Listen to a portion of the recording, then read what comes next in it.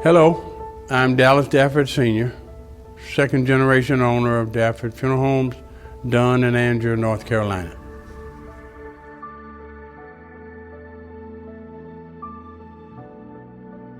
Dafford Funeral Home was founded in August of 1946 in Dunn, North Carolina.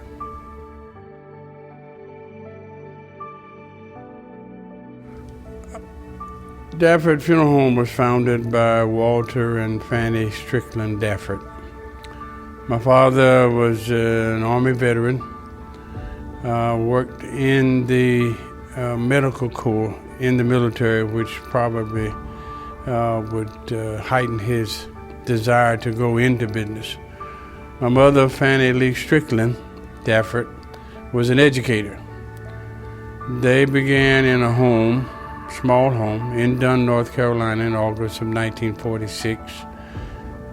Living quarters in the back, funeral home in the front, and we have progressed from there.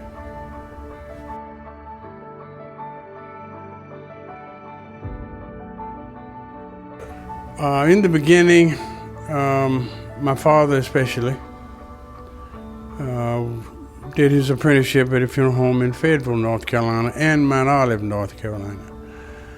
When he expressed to me, after I was of some age, that he was not given the assurance of succession, he decided that he needed to move his family elsewhere, and Dunn, North Carolina was the place that they settled in. The initial start was at a family home on East Cumberland Street in Dunn, North Carolina. Funeral home headquarters were up front per se, living quarters in the back. In 1952, my father acquired the building at 707 East Edgerton Street from, at that time I believe, was Quinn Funeral Home and Furniture Company. Once we settled there, the startup was very difficult. My father expressed to me and my mother that after 3.5 months, they had not received a call. The only income was from my mother's teaching salary because she was hired to teach at Harnett High School in Dunn, so that sort of heightened the move to Dunn. Fortunately, my father was known as a very good clinical preparer and restorative artist. There was an accident with a gentleman on a motorcycle and a Greyhound bus. My dad was called because of his expertise, and from that point on, the business sort of progressed in a small increment way, but that did give him his start.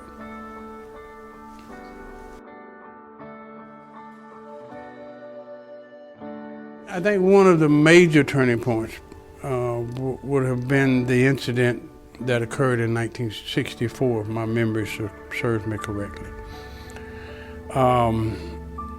We only had 2 black policemen in Dunn at that time. Of course, in the 60s, we were still segregated. And for some reason, the officer attempted to kill the white police chief. That gained not only local news, but state news. I think I was a junior in high school. Picture of me and my dad making that removal of the police officer and his wife, because once he attempted to kill the police chief, he actually went to where his wife was working in a home, killed her and then himself. So the front page of the local newspaper followed that story, and it went statewide, which again gave some notoriety to Dafford Funeral Home. After that, of course, my perspective changed because I wanted to relieve my mom and dad of what they had worked so hard to build. Thus, the baton was passed from my dad to me, and we moved forward from that point in the middle 60s.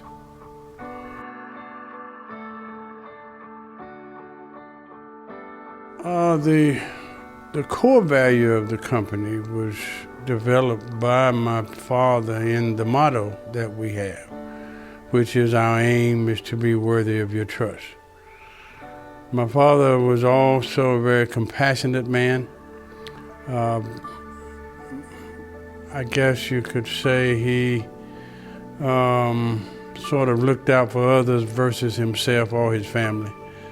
And to be known in the community as someone that would assist you in going through that grief process, even without the financial concerns that you have in that business, endeared him to the community. And he impressed upon me that you always treat people the way that you would want to be treated yourself. So if you're sitting across the desk from me, I would want you to respect me in that manner. And that's how that part of the business has grown.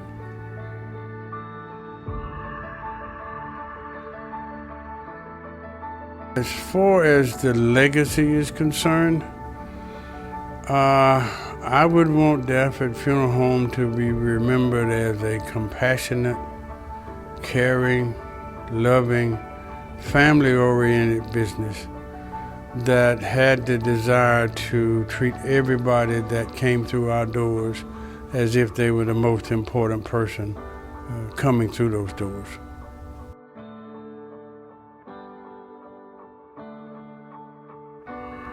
My most memorable moments since being a professional,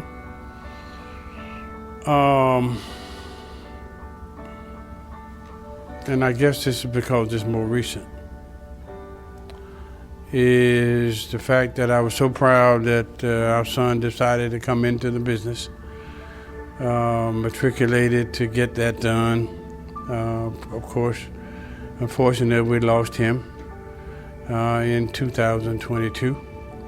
And then, of course, the loss of my wife very recently.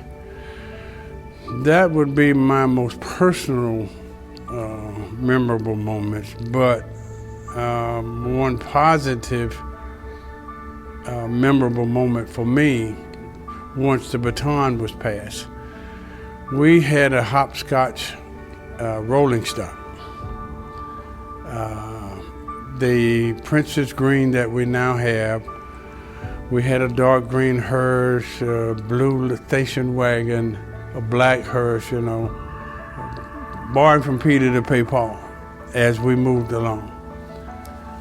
When I finally convinced my father that we needed to get a rolling stock that was consistent, we came out with the 1980 colors of the Princess Green and black top. And I was so proud for those 5 vehicles to come in the yard at one time and to show the community that we were committed to trying to give them the best that we could in reference to their grief process.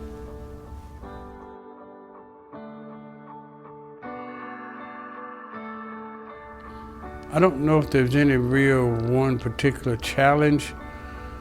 There are quite a few hurdles, I would say, in reference to society changing, the advent of cremations, the fact that the market has been flooded with other funeral homes, funeral directors, not all of a good nature. And you have to deal with those types of ups and downs when it comes to that. But the standard has always been to do it the right way the first time. And you don't have to worry about anything else and let the chips fall where they may. I will end that exactly with our aim is to be worthy of your trust.